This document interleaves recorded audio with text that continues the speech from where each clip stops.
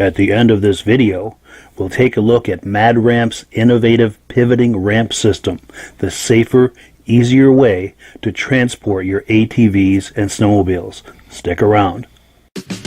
Before we begin, I'd like to give a quick shout out to our friends at the historic Lancaster Motel in Lancaster, New Hampshire. The Lancaster Motel has been serving snowmobilers since the 60s, and they are the perfect eastern trail riding destination for snowmobilers young and old. The Lancaster Motel is right on Corridor Trail 5 in Lancaster, New Hampshire, with plenty of parking for vehicles, sleds, and trailers. Plus, the Lancaster Motel is within walking distance of Crane's Snowmobile Museum, plus restaurants, shopping, entertainment, and more. Click the link in the description to learn more about the Lancaster Motel. Good evening and welcome to the Vintage Snowmobile Podcast. I'm really glad you're here tonight. I'd like to thank you for joining us. We have a full lineup of Vintage Snowmobile entertainment tonight. We've got some live guests standing by to come on for some show and tell here in just a couple of minutes. We also have some we've got a snowmobile for sale, and we've got the induction into the Eastern Snowmobile Racing Hall of Fame in 2019. Claude Hebert is going to be the inductee.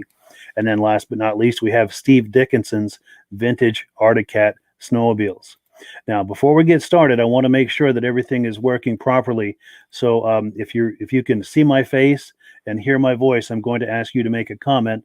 Let me know where you're viewing this from, and if you're a first-time viewer, let me know if you're a first-time viewer, and if you're a regular viewer, let me know if you're a regular viewer. And to both of you, I thank you very much. If you're a first-time viewer, thanks for coming on to give us a look. Hope you like what you see and decide to join us every week.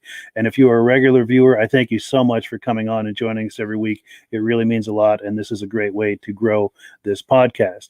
Now, if you're enjoying this, whether you're a first-time or a regular viewer, I'm going to ask you a favor to help spread the word about this. If you could share this on your profile or share it on a friend's profile who you think might enjoy this, or maybe even share it with them in a private message, that would really do a lot to help spread the word about this podcast. Now, let's take a look at who's watching tonight. We've got Brian Robillard. He is a regular viewer, and he's been on here as a guest, and I've been talking with him behind the scenes. He's got some other sleds that he's ready to show us, hopefully in another week or two. So we've got big expectations of what Brian Robillard has to show us. We also have Scott Verdon from Michigan. I know he's a regular viewer as well. Thanks for coming on, Scott. George Zandbelt from Winchester, Ontario. Thanks for coming on, George. George is a regular viewer as well, and so is John Spranger Jr. He likes the podcast, and he thinks the snow is still on back order. Yeah, it is here as well. If you're in the Northeast, we're getting skunked on the snow. We've been getting a little bit, just an inch or two here and there, but hardly enough for some decent trail riding. Also, John Greenwood, thanks for coming on, John. Appreciate you coming on. Ken Haberman, thank you, Ken. I just spoke with Ken the other day. I appreciate your coming on to check it out. We have Brody Messner from Henderson, Minnesota. Brody's a regular viewer as well. Tracy Dudley Skipinski, howdy from Michigan. Tracy and Dudley are regular viewers. We've got Jamie Whitaker, first-time viewer from Williamsburg, Ontario. Thank you for coming on, Jamie. We really appreciate it, and we hope that you like what you see. I'm sorry, my tongue is in a knot tonight, but hopefully that'll get untied and we'll be able to have a great show here. Tom Gregory, regular viewer. Thanks for coming on, Tom, from Armada, Michigan. Ryan Chase, first-time viewer from Concord, Vermont, just down the road. I'm up in Derby Line. Thanks for coming on, Ryan. And then we've got Joe Jake Coe Sr. from Canada High Arctic Northwest Territory. And we've got Mike Orr in Ontario. Great. This is great, guys. Thank you so much for coming on. I'm not going to keep Joe Rosko waiting any longer. Let's bring him on to the podcast and turn his mic on. How you doing, Joe? Good evening, Mike. Good. Well, good. Yeah. Thank you so much for coming on to the podcast. Now, Joe is on here from Ontario, and he's at his family dealership, his Ski-Doo dealership. He's got some incredible show and tell that he's going to be sharing with us tonight. I'm going to put a banner up on the screen here. This is the name of his dealership, and in a second here, he's going to turn his camera around and talk up what he's got going on there. And I'm going to remove this from the screen. There we go. Yeah, he's turning his camera around right now. Yeah, wait till you see, guys, what he's got to show us. This is going to be great. We'll go right to the gas tanks first, though, Mike. Yes, by all means. Okay, I noticed when you had it on, it was Joe's gas tank. It's not Joe's. It's Joe and Mike's, or Mike and Joe's, or Mike Orr is online. He's really the biggest contributor. Mike's done all the work. I just give him the work to do. So gotcha. Okay. But I'm glad you cleared that up. Oh, yeah. No, Mike does a fantastic job. He's a perfectionist. So actually, Ken's online. This is one of Ken's tanks, the moto skis. Ken's invested quite a bit in it, and Mike did the tank for Ken, and it's perfect to a T, if you notice. Yeah, that's nice. Then in the middle here is the Blizzard bubble nose tank, and it's an exact fit, part numbers and all. And right here is the 72 Blizzard tank. If you look real close, I don't know if you can see it, you'll see the part number right in it. So yes. These tanks are an exact fit, better than the new ones, better plastic, and Mike is a perfectionist, so you can guarantee that they're perfect to a T. One other thing Mike's done for me is the head. That's a 70 Blizzard 340 for the bubble nose. That's the head, and he's currently working on that cylinder as we speak. Wonderful. What Mike is also working on, we've got a 71 wide body Blizzard tank, and Mike probably, I hope his iPad doesn't blow up right now, but we're trying to have it ready by the end of February, so hopefully that'll be out. With Ken's got different vintage motoski parts too. He's got chain cases, trunks, belt covers. So if you need anything, get in touch with Ken at rehab.com, I believe it is, and you'll be able to get motoski parts. For the tanks, you can get in touch with my son at the store here, or Goose is going to be selling them in the U.S. So Goose in the U.S., that's Ken or Ron Thompson, and he's looking after U.S. sales for us. Nice. And Ken and Mike are both in the comments right now. So if you were curious about these tanks and want to reach out to either of them, just contact them in the comments there and get a conversation started. But yeah, this is great, Joe. Go ahead. Please continue.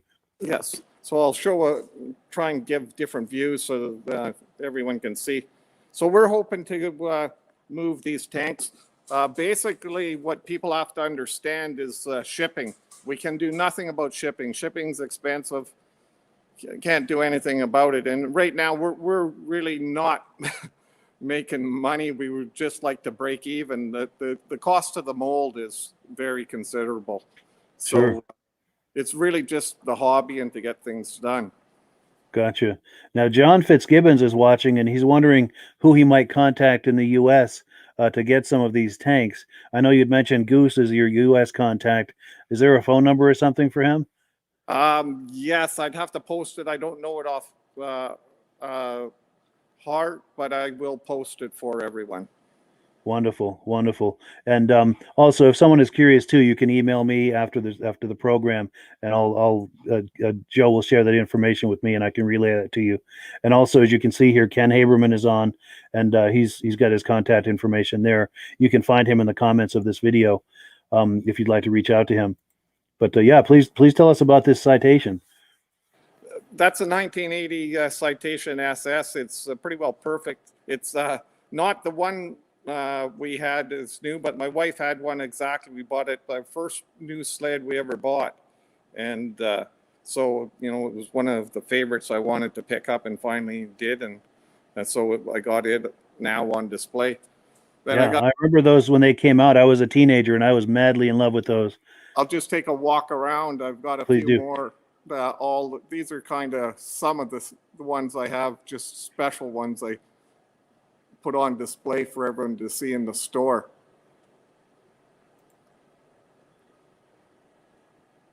I like that RV. Yeah, they were a little bit hard to find sometimes, but I've got a couple of them actually.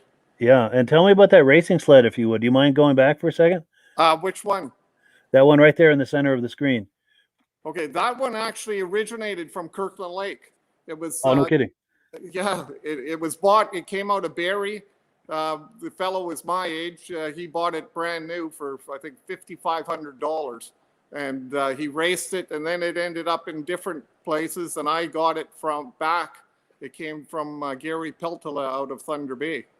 Yeah. So it's nice to have the history on it. And then the MXZ, that the one in the corner was 2005, the last year of the 800 in Snowcross. So I see, yeah. that was my son's last sled. I kept it just as a memento. And then you see the Elite up in I have a couple of them. I got one at home. I drive around right now on the ice. Wow, that must be fun. Yeah, they're kind of a hoot to play with. And then the Can-Am, Mike gave me the Can-Am motocross bike. Nice. Is that late 70s? Yeah, around 74. 74, okay. And then my Millennium Mach Z. The Alpine. Is that the year they had the 1000 cc on the Mach Z? No, 800, that one. 800, okay. Yeah.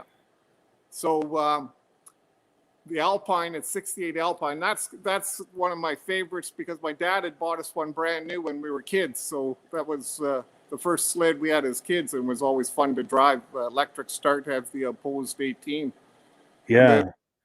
Then, up beside the 72 340 Blizzard is 2007, the last year of the 440s. I think that one has about 25 miles on it. That's about it. Oh, no kidding. Yeah. And then the first year, 2008, the XP, that's a 600 XP MXZ. And then I believe that's a 2007 600 SDI. Yeah. So, and then of course the anniversary sled in the corner. Yeah. It's just fun collecting and doing that kind of stuff. Yeah, for sure. Now, do you have? Go ahead. I'm sorry.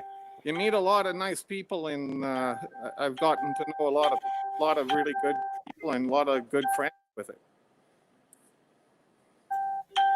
Yeah, I'm sure. I apologize. My cell phone's going nuts here. I had muted my microphone there for a second to keep it off, but I wanted to respond to you. But yeah, please continue. So I'll just go back to the tanks to get, a good look. So we're hoping to get interest in them just to get them out and get, just get something back for all the work in the molds, really. And like I said, if it wasn't for Mike, we'd never be able to do this. Yeah, for sure. That's cool. Now, I'm sorry, I'm trying to mute my phone here while we're talking because it's going nuts. Here we go. That ought to do it. Did I see a black dot on the rack there in the shop? Yes, there were, and an Elan is up there too, I think, and a Blizzard and a TNT. Yeah, 74 TNT free air.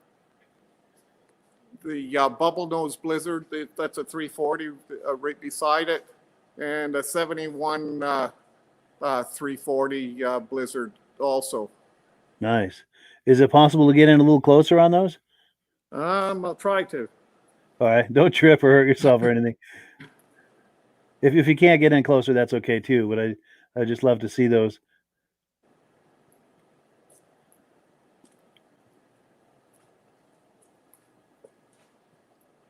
There's so much stuff in the store here; it's just hard to get around. Yeah. I don't know. Is that a little bit better, Mike? Yeah, I'm liking that. That's wonderful. Thank you. Yeah, I wonder if you could tell us about some of those. Any details or any stories behind any of those? Yeah, the 340 was from Kirkland Lake here. It was a local dealer here, and so it's been around here its whole lifetime. I was lucky to track it down and bring it back and restore it and put it back to the store. It's nice when you have the history on it. Yeah. Actually, I remember going as a kid and drooling in the dealership looking at those. Yeah. Yeah, for sure. And then that one on the far left, is that like an early 60s, one of the early production models? Yeah, that's a 62, I believe. 62, yeah. 62 tin cab. It's got the JLO engine, that one. Yeah. And does it have the wooden skis or the steel skis or? Steel skis. Steel skis, yeah. Yeah. Nice. And then to the right of that is what, an Olympic? Olympic. That's okay. The 12.3. 12, oh, yes, yeah. Good. And what year is that Elan? It's a 78. 78, yeah. So. And then that's a free air TNT? Yeah, 74 400. 74. Very nice. Very nice. I think that's the 399, the black dot. Okay. Yeah, those are nice. You don't see many of those. Would you like to talk up the dealership a little bit? I know this is a family dealership. I wonder if you could tell us a little bit about the history of it and what brands you have and anything you'd like to say about it. Actually, the dealership now is owned by my son Tanner. So him and his sister actually work in the dealership, and they do quite well. It's 100% BRP. So they sell all Ski-Doo, Can-Am side by sides. As you can see, all the different ones here. All the clothing, Sea-Doo, he also sells. He's big into fishing. So he's got a line of fishing, hunting, guns, steel products. I've got because I'm a logger, really. I've got a couple things. I got a vintage, an old vintage chainsaw here. Oh yes, yeah. And then even the chainsaw for cutting cement. Oh, no kidding. Oh yeah. So is that a chain with a special type of teeth on it that is designed for cutting through concrete, or how? Yeah, it's got it's a carbide chain. Okay, and yeah. Then you feed it with water just to keep the chain lubricated and cool and keep the dust down. Yeah. But it actually works very well. So yeah, that's cool. We got a real variety of stuff, and it's a nice occupation and a hobby actually. Yeah, yeah, for sure. And I'm more the tinkerer into the old stuff. Yeah. One time we had a snowcross race team. That's how I got to know Mike, and we Yeah. became very good friends. And a lot of the sleds, I tried to keep one every year of the race sled, so I've got some of those tucked away, and that was a fun sport. Yeah.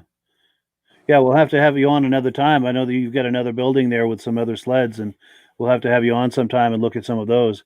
Oh yeah, I've got all different makes and models. I have some few Arctic Cats, Yamaha, Rups, Snowjet, Snow Runners, Husky, Diablo Rouge, you name it, I collect them all. Very nice. Very nice. Now, before we wrap it up, do you have any what would you say are some of your earliest memories of snowmobiling back in the day? Really, the earliest ones was riding the old, or being able to ride or get a ride on the old double tracks. That's what it was. The early pre-1965, I think they were 8 horsepower at the time. Wow, And like the old Alpines? yeah, and Yeah, so nice. when you're kids, you never had the luxury to ride the snow machines. Even looking at them, and sometimes just being able to run on the packed trail was fun. Yes. So Did your family do a lot of grooming with that Alpine that you had, that first sled that you had? no, we just drove it, rode it A all recreational sled? over. Wonderful, wonderful. Well, good. I'm going to put that graphic back on here one more time for a phone number. So if anyone has questions about those tanks or anything else that they see here in the dealership, that is how they would get a hold of you, or with your son Tanner, I believe. That's right. Wonderful. Well, good. Well, yeah, I really appreciate your coming on tonight, Joe. Okay, it was fun actually, Mike. Enjoyed it. All right. Well, thank you so much. We'll have you on another time. Thank you. All right. Take care. All right. Well, that was Joe Rosko showing us his dealership, his showroom, and his tanks. And our next guest we're going to have here. Let's take a quick look at this real quick. This is the menu for tonight's programming. We're on number 2 now. We're about to bring on Luke Bristol for a look at his racing sled. Let me get him on. Here he is. And let me get his microphone on. There we go. How you doing, Luke? Good. You, Mike? Good, good. Thanks for coming on. Now Luke is coming on from St. Johnsbury, Vermont, just about an hour from where I live up north in Derby Line. And we're in his shop now. He's going to do a little show and tell on some of his sleds.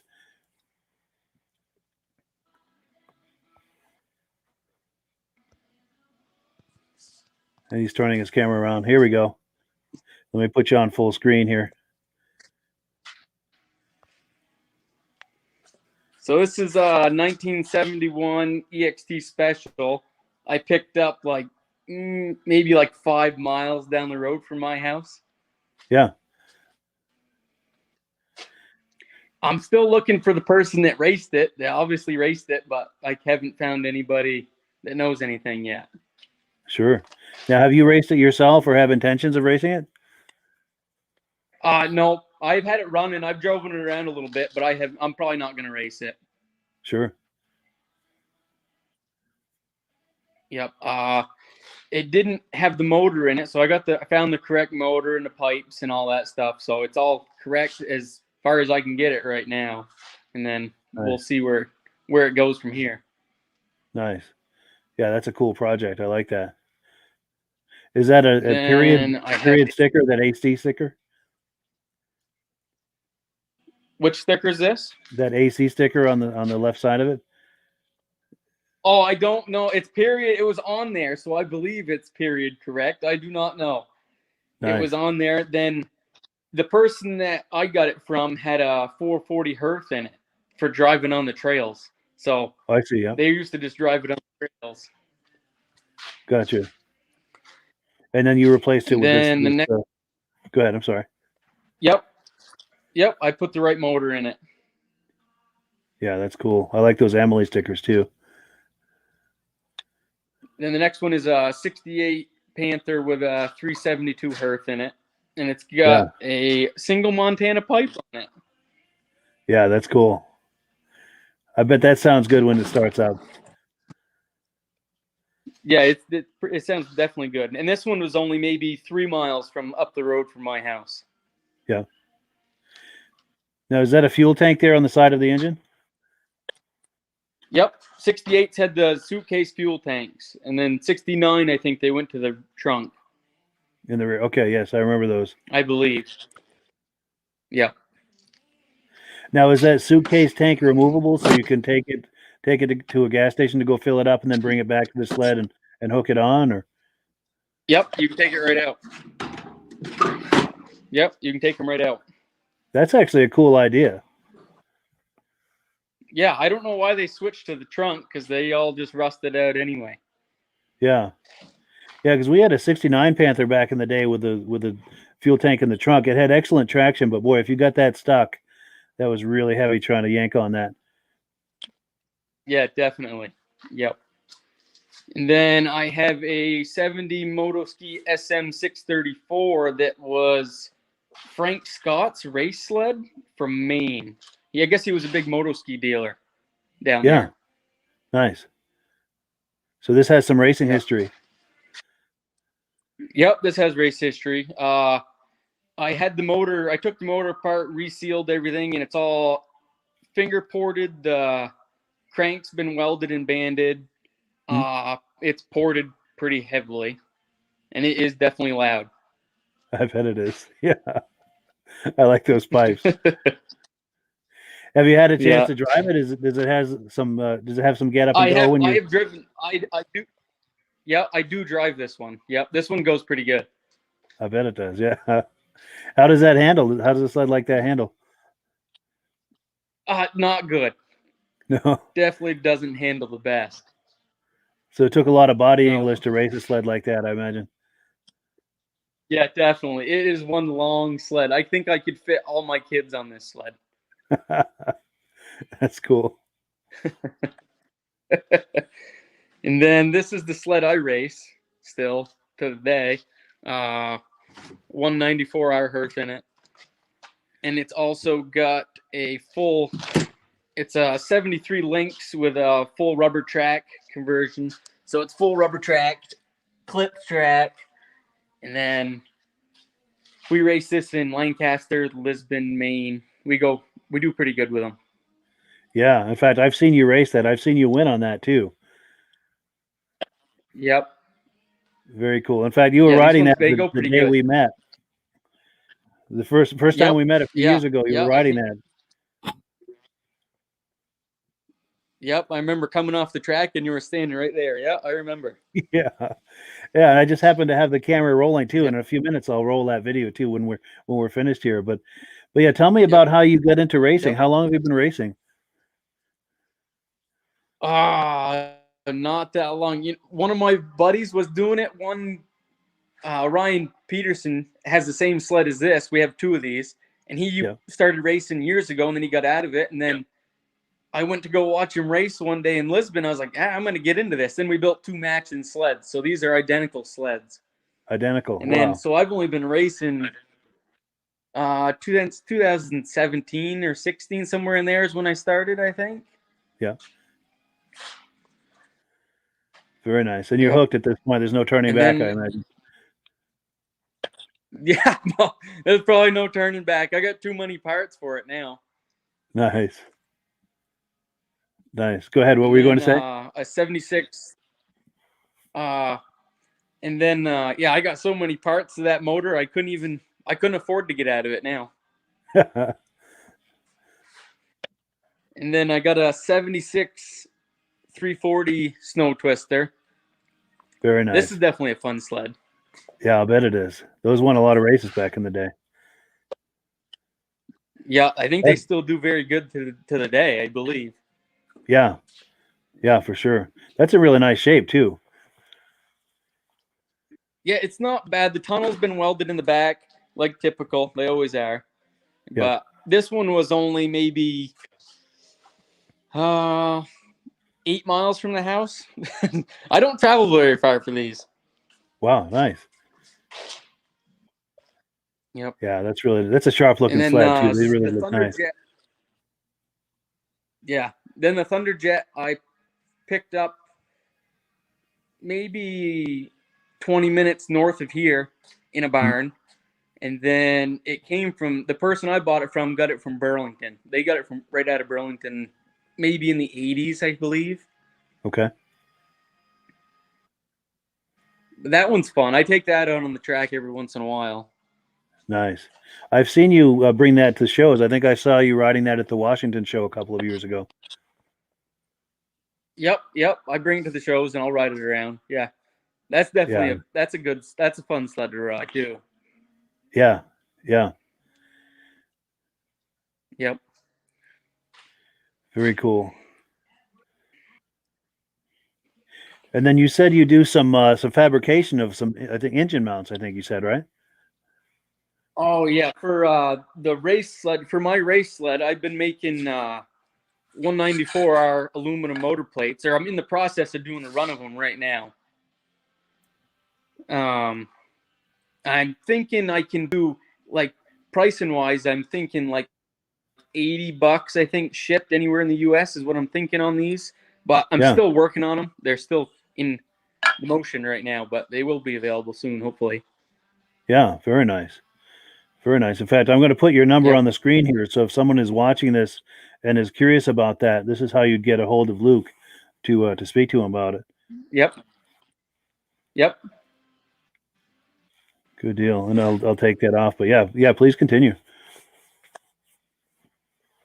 I got, what else do I got to show you? I got a 4-cylinder King Cat block, new old stock one that I'm looking for parts for, but yeah, that's impossible to find. That is cool. That is very cool. Yep. And then what else do I got? So these are all like for my race sled. This is all my Herc 194R cylinders that I got extra for. Yeah. So backup parts and then backup parts racing, to the backup you know parts. how racing goes. Absolutely. Yeah. Yep. And if I had lights in my barn, I could take you out there because I got more stuff out there, but I'd have to wait till daytime. Yeah. Yeah, we'll have to have you on another time. Yep. Yeah, that's really cool. Yep. And these are the kids' sleds. Yep. Now, do your kids race those, or do they just ride those recreationally? Or they do. They race these. This one's got a 206 Briggs in it that's runs on methanol. Methanol, yeah. So they all look the same. But, yep.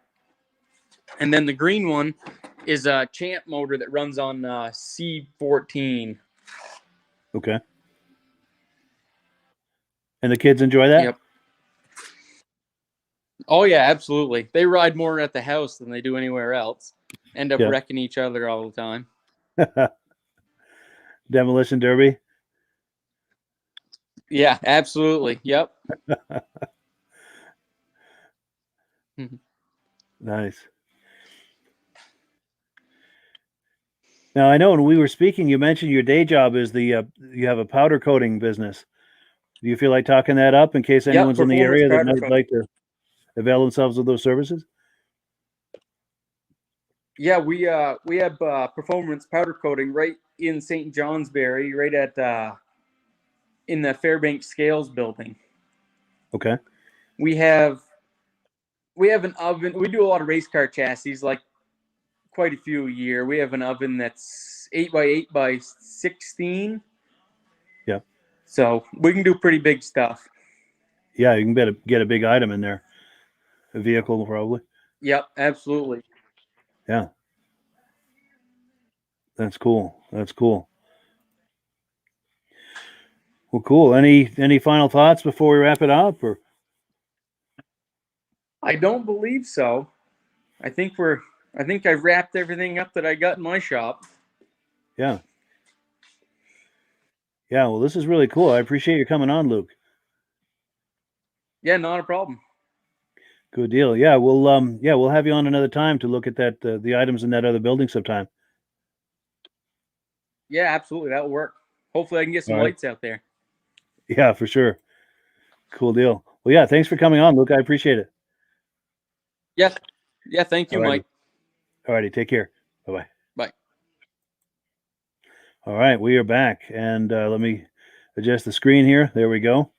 So let's take a look at our menu and see where we are. I've got a few things to talk up.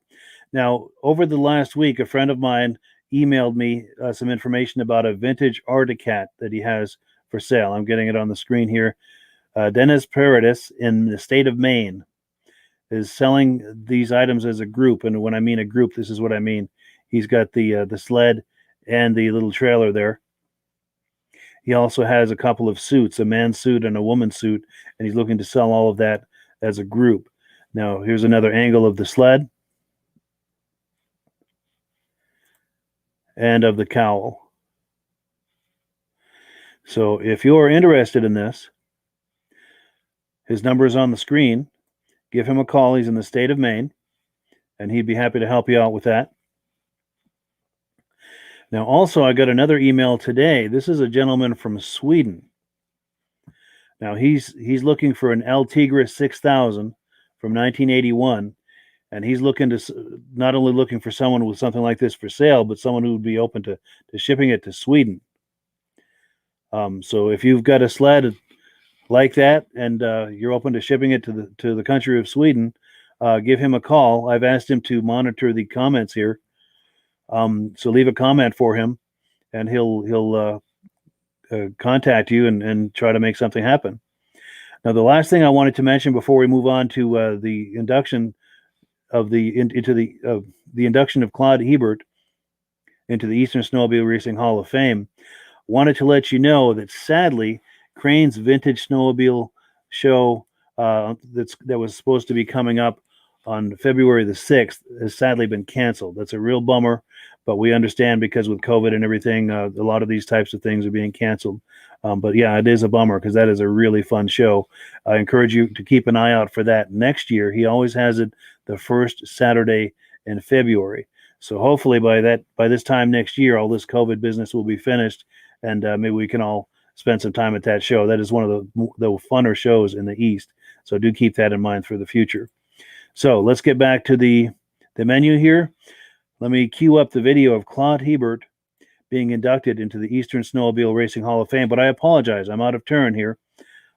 One thing before we get into that, I wanted to run the video of Luke that we had on a minute ago. This is the video from when he and I first met. It's about a minute or two into this video where he and I met, but let's take a look at this video. This is from the Lisbon Vintage Snowmobile Racing in 2018. Now, is this an 81 or an 80? 80.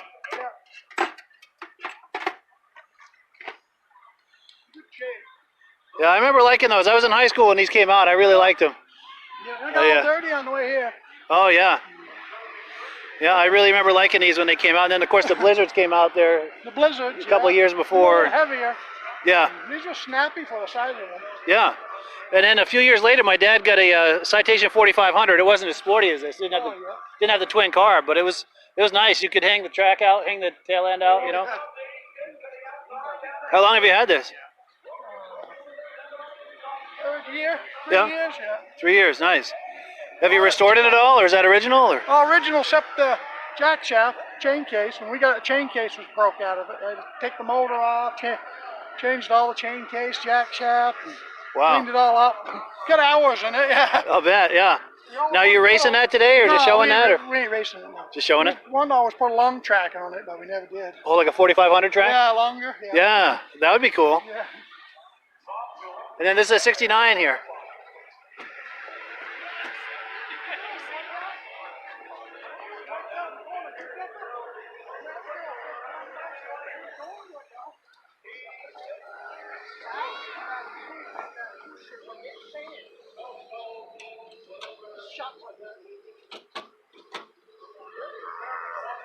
Thing.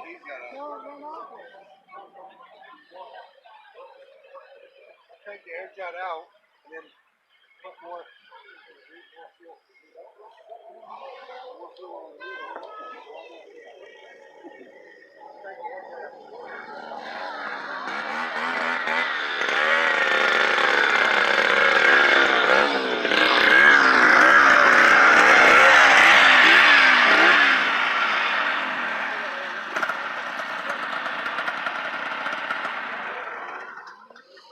How'd you make out? First? Yeah. Wow, congratulations. Thanks. Cool. What's your name? Luke. Luke, nice to meet you. You too. Now, you probably see this coming, but were you using the forest, Luke? Not today. Not today. You didn't need it? No. Nice. Yeah, I do a video magazine about vintage snowmobiles. Oh, cool. And this will probably be in the next edition. Sweet. Cool. What year is this? 73. 73. Nice. Yeah, rubber track. Oh, really? No cleats, huh? 73 lengths.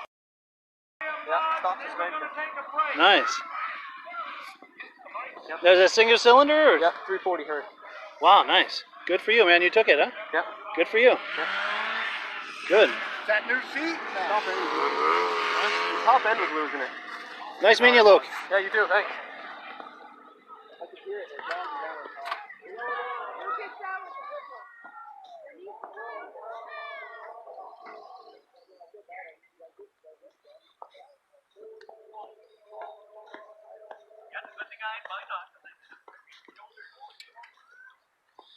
Okay, if I take some video of your sleds? Cool. Yeah, I'll give you my card. I do a video magazine about vintage snowmobiles. I like that TX. Yeah, he's gonna run it in the demolition derby at the end of the race. Nice. End of the day, right, Tom? You'll probably do well. Those were tanks. We had one when I was a kid. We had a 250 TX, and it was tough. I was a teenager, and it took everything all the abuse I gave it. The only 3 years it didn't blow up on a regular basis was the fucking Polaris 250s and 340s. 440s blew up. Now, is this a 76? 78, yeah.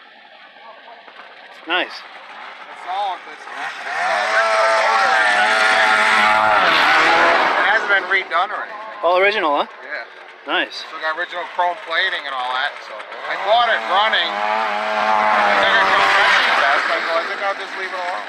Good. Now, what is it, 340 or 440? Or? 340. 340. Nice. I put Indy suspension in it. Double runner carbides. That gives us some bite. Warmers. Oh, yeah. Nice. And I wanted to ride the trail. Yeah.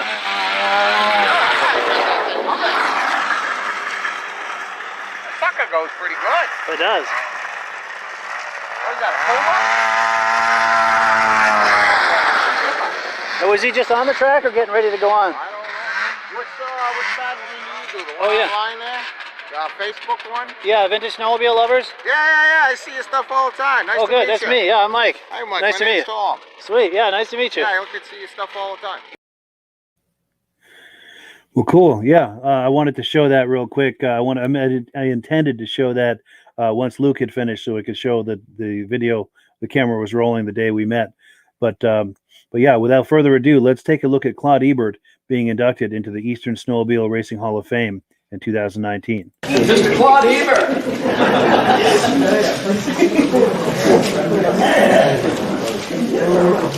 Claude Hebert, racer promoter, inducted into the Eastern Snowmobile Racing Hall of Fame 2019. Claude's exceptional racing talent in the early 1960s was noticed by the local Colbert motorski dealer, who then hired him as their driver. He was soon invited to race for the Eastern Motorski distributor, Rockwell Incorporated. It was here that Claude not only became New England sales manager for Rockwell, but worked closely with the motorski factory on engine development to increase horsepower and was involved in the many rule requirements for racing. His role in production testing and new model development, along with a full racing schedule each season, contributed greatly to motorski's success. When Rockwell Distributors ceased as a distributor for snowmobiles, Claude accepted the job as New England regional manager for Snowjet, now owned by Kawasaki Motors. Claude was soon promoted to as national international sales manager and involved in the Grand Rapids, Michigan, where he was involved in production testing, product development, and was involved in the development and promotion of the TOC Tournament of Champions.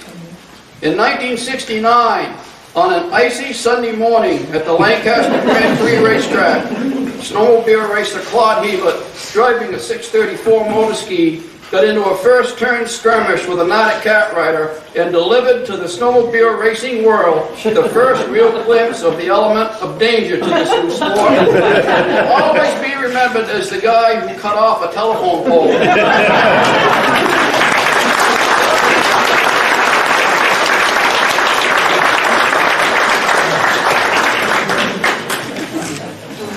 You know,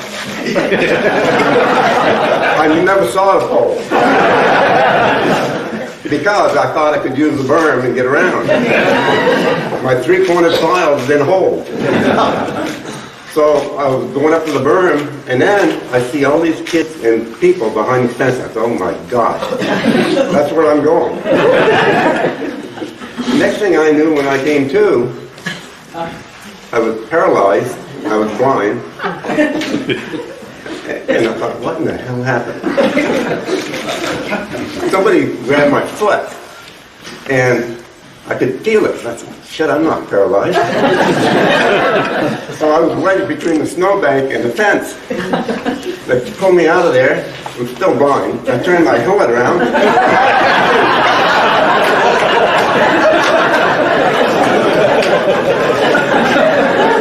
I still didn't know what happened. The pole was on the track, and my motor ski's upside down on the fence. What? Well, I never saw the pole. That was the most amazing thing ever. And then they got my sled out, and I realized, hell, my brake cable was broke. I couldn't slow down anyway. So that was my day.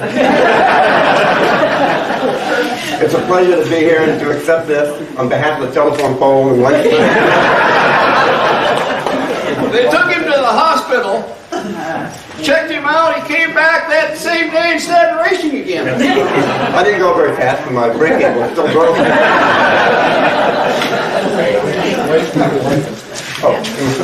Claude is still promoting though.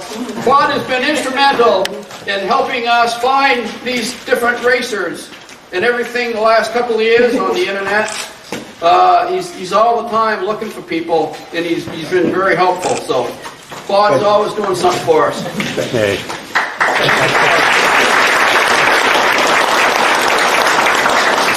I want to thank Rick Simula for the work he's done in developing the site. And that has brought together so many of the races and names from yesterday that we had all long forgotten, and all of a sudden, the stories they come out with and the memory these guys have is just unbelievable. I think Bruce Bourgeois... Don't ask them what they had for breakfast. Bruce Bourgeois can tell you every race he was ever in and what position he was in. You know, who remembers that stuff? So, thank you, and for Paul Crane, and you, Ed, for all the work you've done in that. Appreciate it very much. Thank you.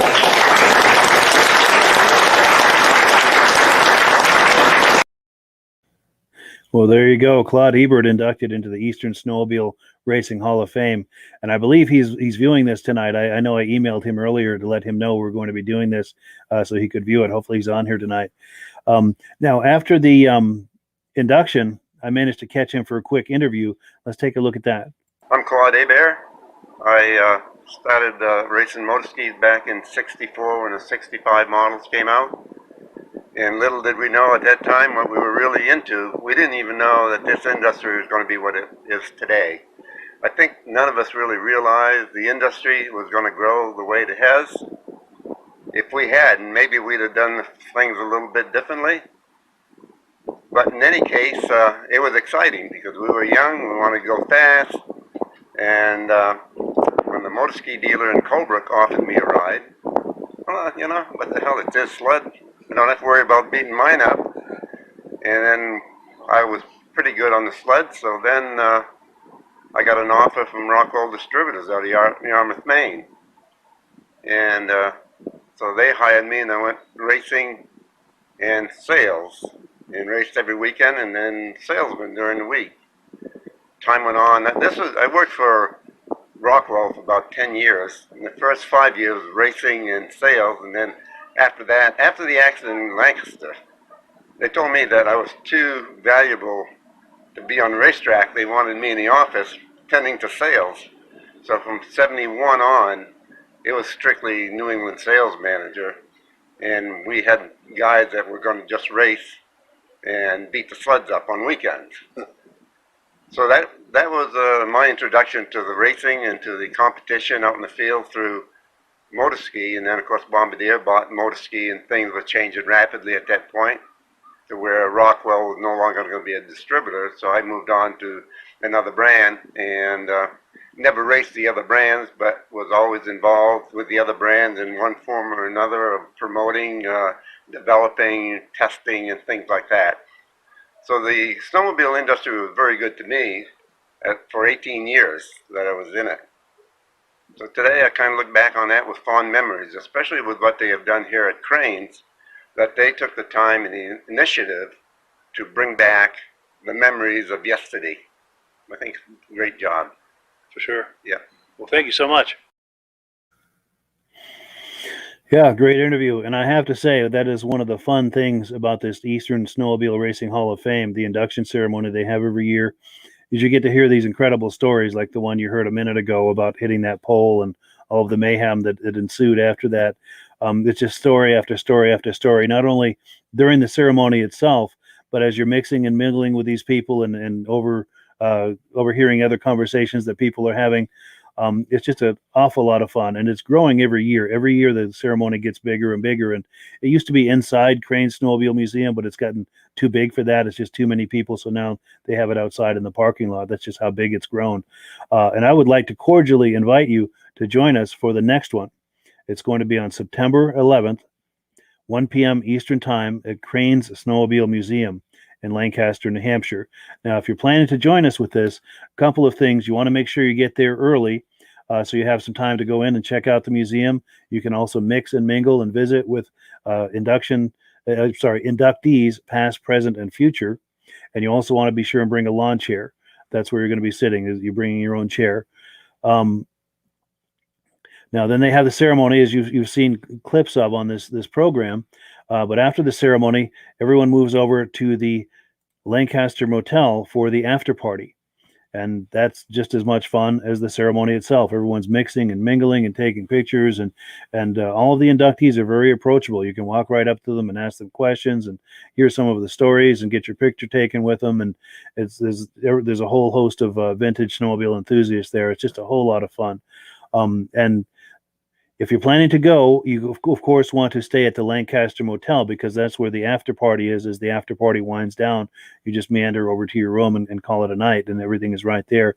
But I do have to warn you, every year, the Eastern Snowmobile Racing Hall of Fame, all of the attendees and the inductees and everyone that comes for this, we fill up the Lancaster Motel every year. So if you're planning to attend and planning to join us and be a part of this, coming from any distance, you want to book your room at the Lancaster Motel as soon as possible, because we do fill it up every year. But I hope to see you there this year. I never miss it, and I hope that you become a regular at this event as well. So I've got one last video for you. Let's look at the menu here. We are number 5. My friend Steve Dickinson. I see him at a lot of the shows, the vintage snowmobile shows in Vermont and New Hampshire. He's a great guy with a great collection. We're going to look at a couple of his Arcticats, which I believe he sold them. The bigger one, at least. The larger one, I think he sold. The smaller one, the kitty cat, I'm not sure whether he sold or not. But let's take a look at the video here, and you'll see what I'm talking about. Hi, my name's Steve Dickinson. I'm from Bristol, New Hampshire. These are my 3 Arcticats that I have. Got a 650 EXT triple. They made 125 of those. That one has 2.8 original miles on it. It's been started but never driven since I've owned it. And then we have a 793 Panther. They made 100 of these. This one was restored by Arctic Restoration. They have their own personal sled, and I purchased it from them. It's never been started since it's been restored. And then we have a little kitty cat that I made for my granddaughter to look like the EXT. It's got the heads on the outside and the exhaust system on it. And, nice. Kind of made it to go with my EXT. Beautiful. I love these. Well, good. Thank you, Steve. Okay, thank you. Pardon? No, this is foam. They had a 440. I don't know if it's fan or what.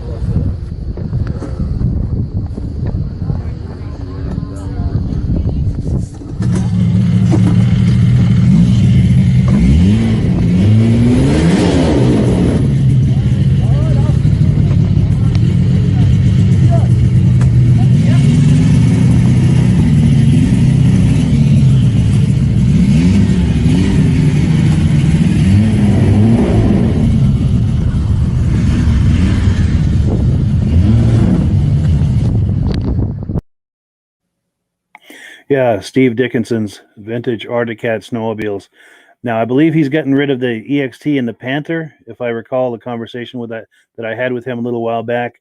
And of course, he's not going to be without vintage sleds for long, so he replaced those with something else. And I'd like to have him on sometime for some show and tell, because he has, as you can see from his collection there, he buys the best of the best. He's got some truly exquisite examples of vintage snowmobiles, mostly Arctic Cats. And he's also got the clothing and all sorts of things. So I'd really like to get him on here sometime for some show and tell. And hopefully one day soon you'll be able to meet him and see what he's got. So that is about it for the evening. I really appreciate your coming on, and especially the forgetting myself here. Let's go and look at a few comments before we finish, because I know quite a few have come in. Let me find where we left off.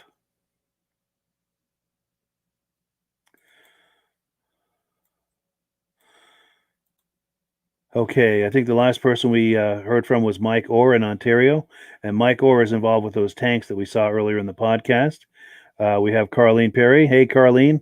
Carlene's my girlfriend. Thanks for coming on.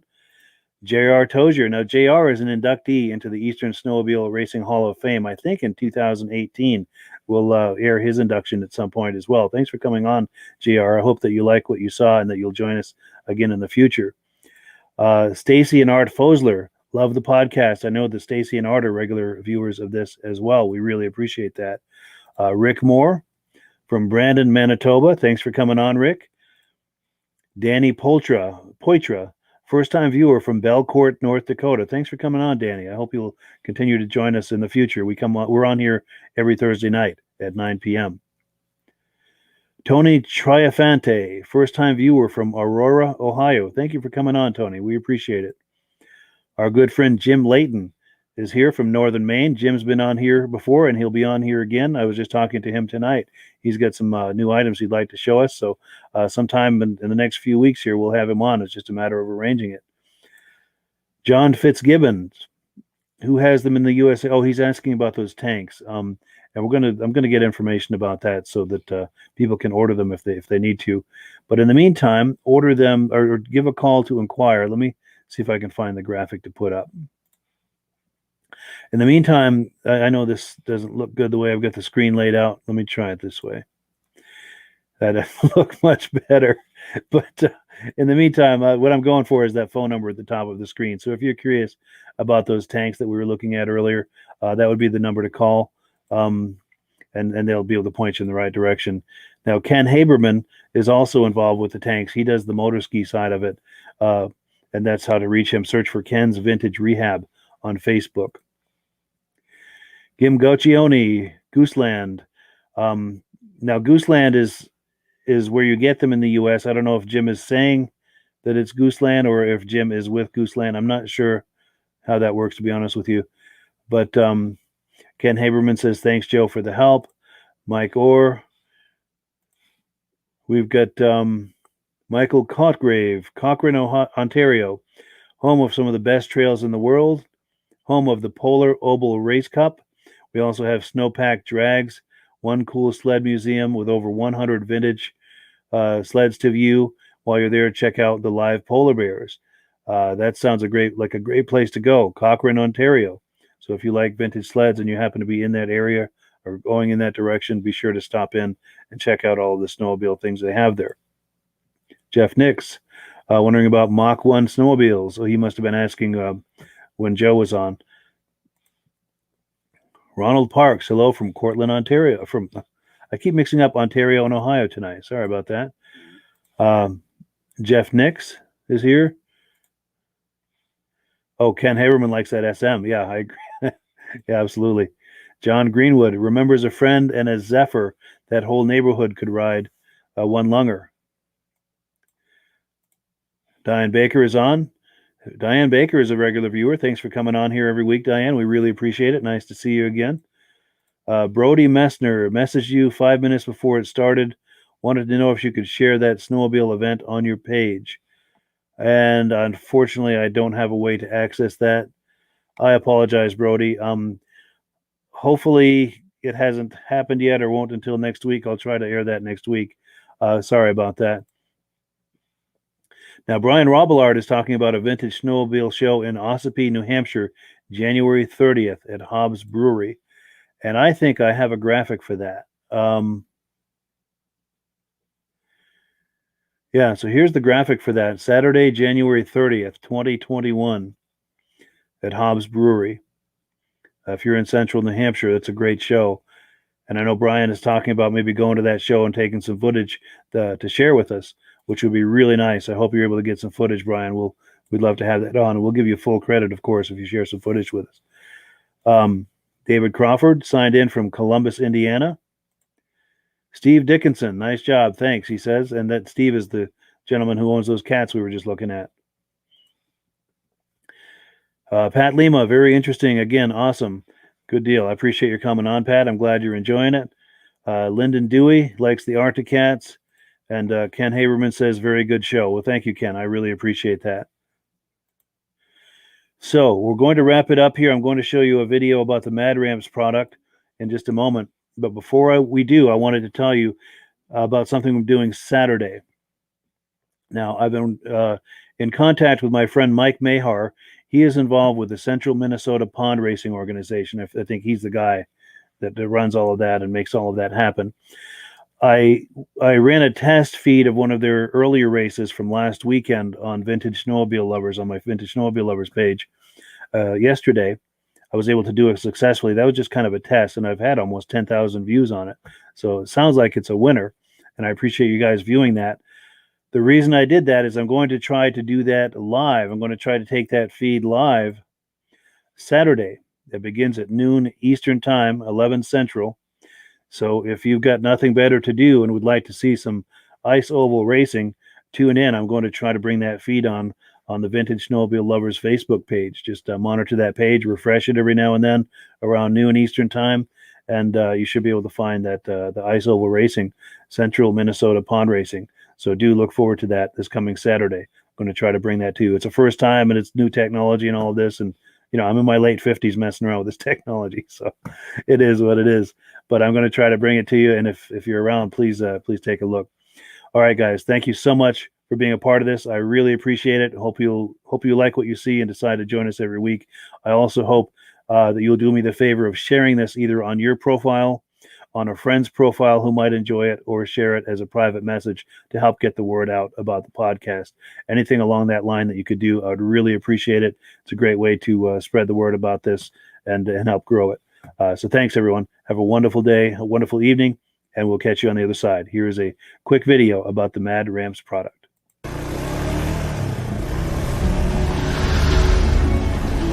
It's the ultimate combination of simplicity and ingenuity. The newest way to load, unload, and transport your ATV or UTV. The Mad Ramps Pivoting Ramp System. Made in the USA and engineered for strength and durability.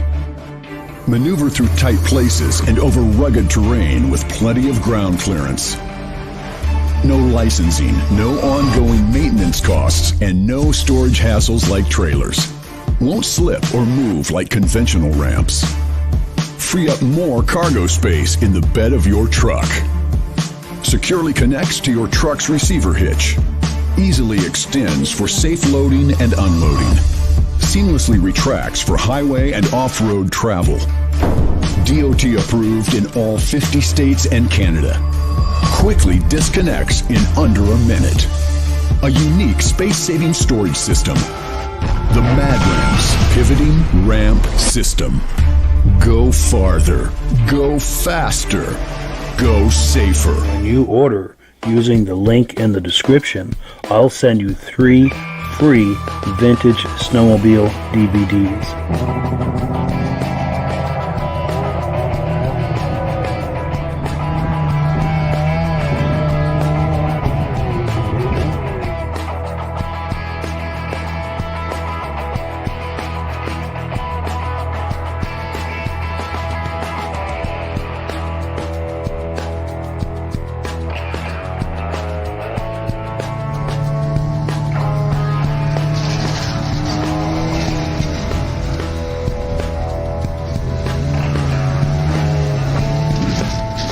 When you order using the link in the description, I'll send you 3 free Vintage Snowmobile DVDs.